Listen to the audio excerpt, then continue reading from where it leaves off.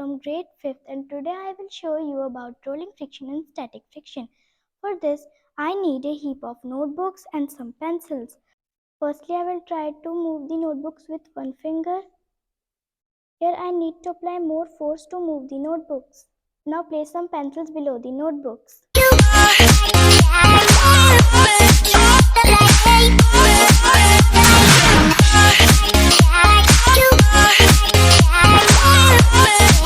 Now see what happened.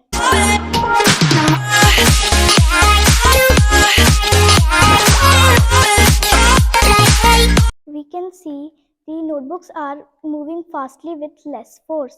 This shows rolling friction is less than static friction. Thanks.